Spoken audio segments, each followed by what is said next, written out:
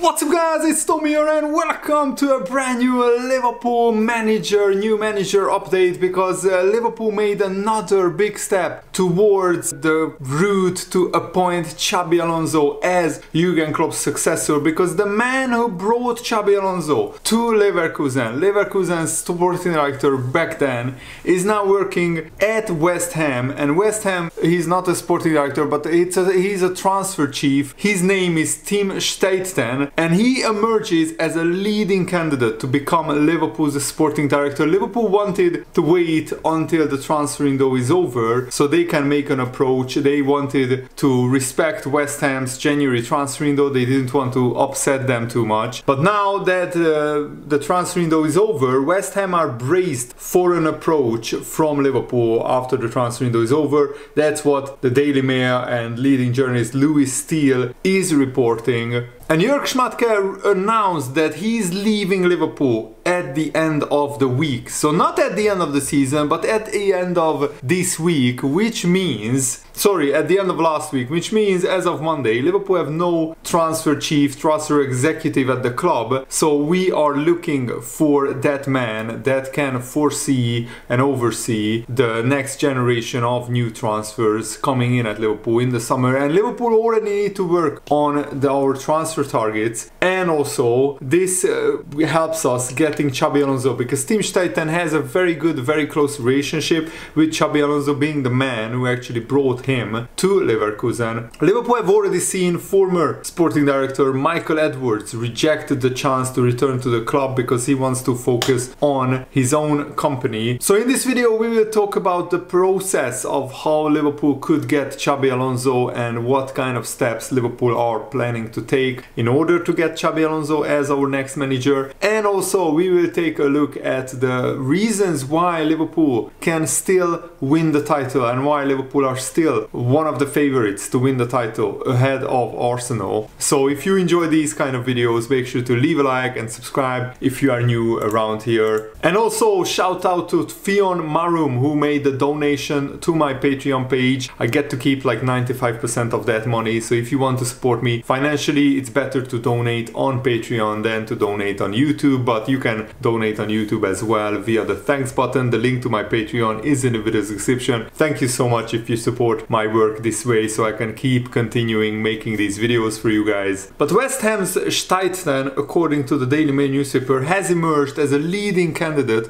to occupy the sporting director role. Another potential sporting director for Liverpool is Bournemouth's Richard Hughes, and the Mail on Sunday understands no official approaches have been made yet, because that would be bad etiquette during the final days of the transfer window. West Ham are braced for interest in their loaded transfer chief, who only joined West Ham in the summer, and he was the man who replaced Declan Rice with Edson Alvarez, Mohamed Kudus and James Ward-Prowse, three fantastic signings for West Ham who helped West Ham stay in the fight to qualify for Europe next season. Steidten is only 44 years old and he worked at Bayer Leverkusen, and he was responsible for bringing top Liverpool manager target Xabi Alonso to the club as manager, plus several key players which are now helping Leverkusen push for the Bundesliga title. And he also before that worked at Werder Bremen, where he signed the likes of Kevin De Bruyne and Serge Gnabry. Also what's interesting is that when Steidten came in, he had a small falling out with David Moyes. They started on the wrong foot, as they say, but they patched up their relations, and the sporting director believes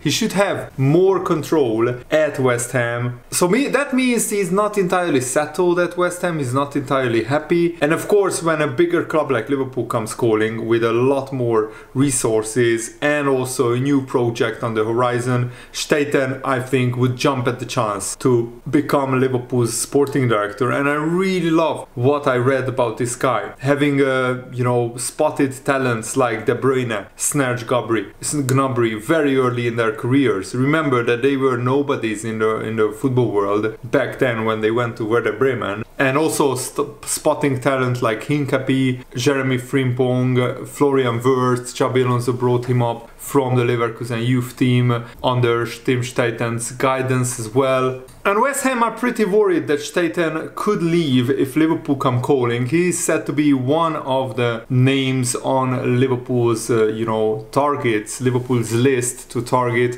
the next sporting director, alongside with Bournemouth's Richard Hughes and several others as well. Bayern Munich appointed the sporting director that Liverpool were looking at not too long ago, so we are moving on to other targets. Bournemouth's Richard Hughes wouldn't be too bad of an appointment either. He joined the Bournemouth technical team under Eddie Howe after he retired from playing, and he has overseen a data-driven approach to Bournemouth's transfer window, and they made some very successful transfers at Bournemouth. Look at how much they are overachieving. Bournemouth have one of the smallest stadiums in the Premier League, one of the smallest wage bills in the Premier League, maybe 5th or 6th from bottom, but they are comfortably mid-table, playing really, really good football. And of course, whoever Liverpool approach, Liverpool's pull will be absolutely massive, and also working with Liverpool's new manager in this new era will be very, very appealing for any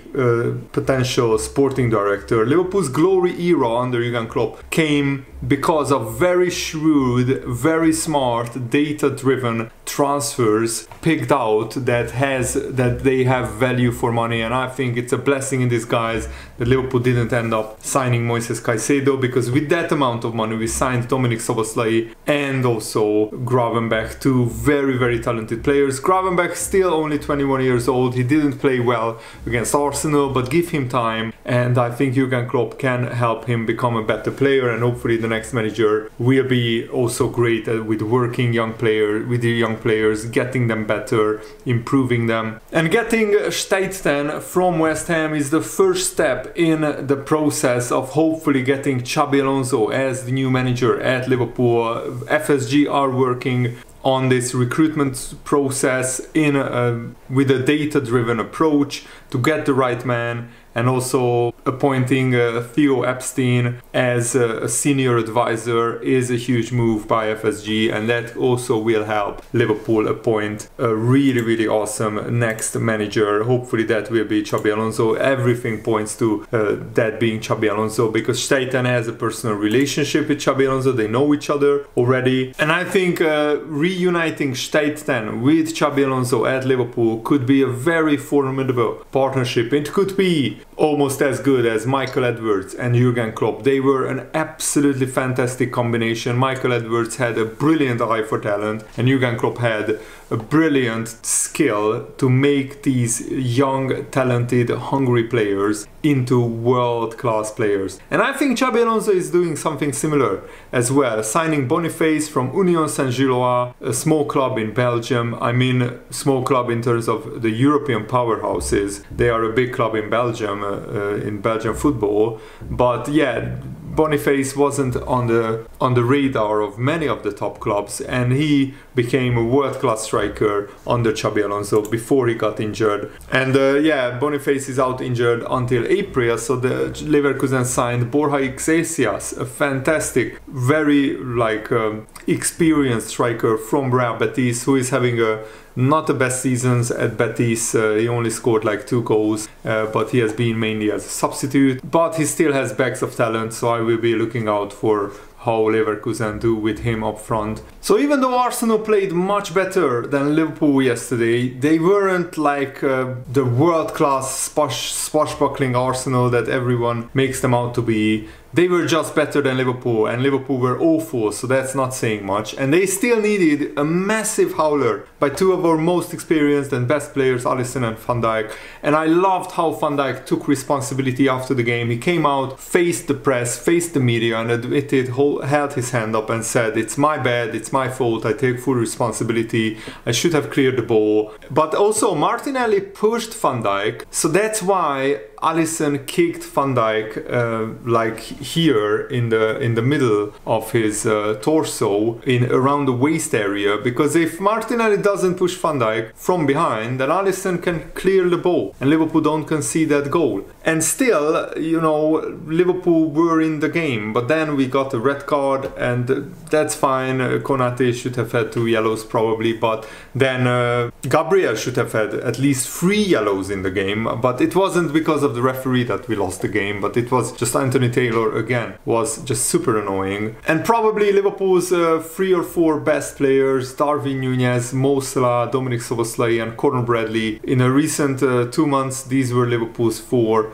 best players, among others, of course. They were missing, and that always weakens a team. So Arsenal played us at the exact right moment, 3 days after a brilliant Chelsea game where we had the second most sprints in the whole season, and also Jurgen Klopp said that the team is absolutely shattered in the dressing room. And Trent Alexander-Arnold probably played injured, because if Conor Bradley's dad hadn't died, then Conor Bradley would have started this game, and Trent Alexander-Arnold was clearly not fully fit. The good news is that we have one of our hardest fixtures out of the way. We still have to go to the Aston Villa Stadium. I think that's our hardest fixture remaining, and we also have to go to Old Trafford and have to go to Goodison Park. Those will be tough games, but we play Man City at home, which is crucial, and we also play Tottenham at home. So yeah, most of our hardest fixtures are out of the way very early. Liverpool already played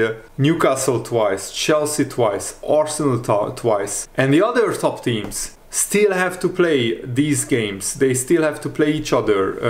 Arsenal and Man City still have to play each other. So I am still very, very optimistic about the season, and I still think that Liverpool can win multiple trophies this season. We are already in the League Cup final. Chelsea look like an absolute mess, an absolute disaster. So in all honesty, we should be beating Chelsea in the League Cup final. No disrespect to them. They are not a big club anymore. They are not a serious club anymore. Even though they spent £1 billion, they look actually worse than before spending £1 billion, which is some kind of new record in the football world. Liverpool are still in the Europa League. Liverpool are still in the FA Cup. My only fear is that Liverpool will stretch their squad so thin because of fighting in all fronts. It could cost us points in the Premier League, and I want the Premier League title the most. Man City haven't beaten any of the top 5 teams yet this season. That gives me hope that they will struggle. They will keep struggling against the top 5 teams, but they play most of those teams at home. They already went to Aston Villa, lost 1-0. They already went to Arsenal, lost 1-0.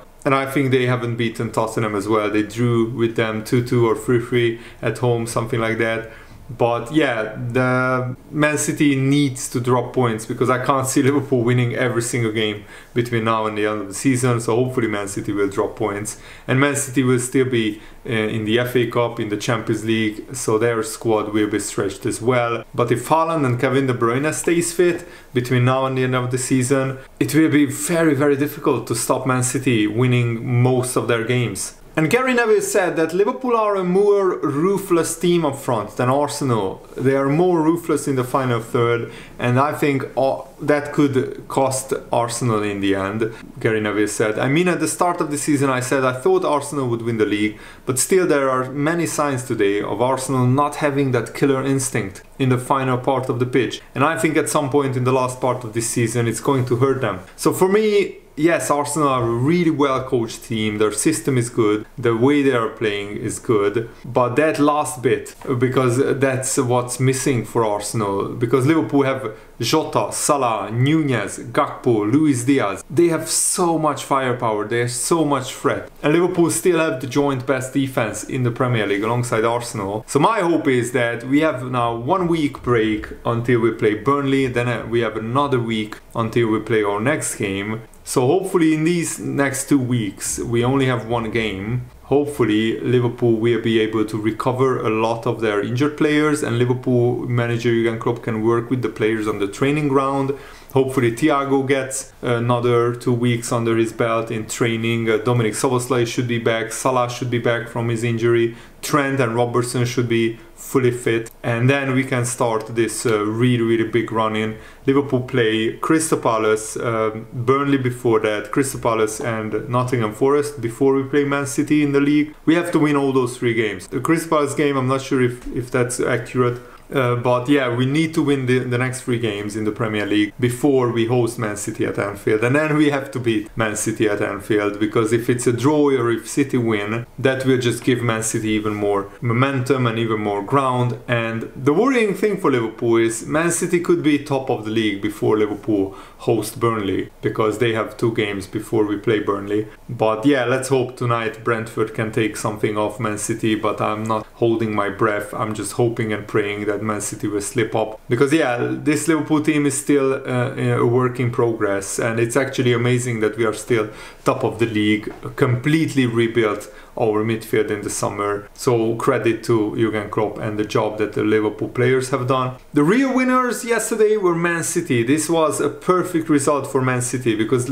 they still feel that Liverpool are their main threat. Arsenal haven't won the Premier League for 20 years, and there is a reason for that. They just didn't have the minerals to make it over the line. Last season Arsenal had a fantastic chance, and they crumbled under the pressure, and also they had a crucial injury to Saliba, and their backup players were just not good enough. But that goes with the territory. Also, Man City, with the financial cheating, financial fair play rule breaking, they built such an amazing squad.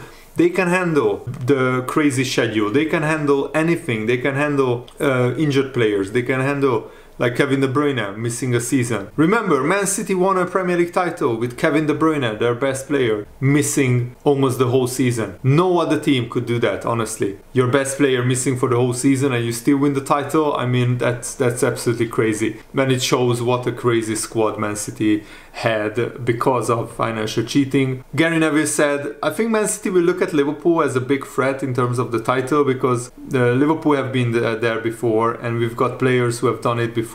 So the biggest winners are Manchester City. I just hope that they still slip up before Liverpool play Burnley. But the most important thing is Liverpool need to concentrate on themselves. We need to win the next 3 games in the league.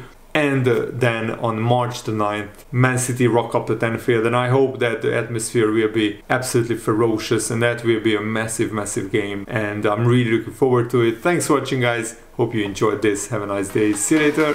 Goodbye.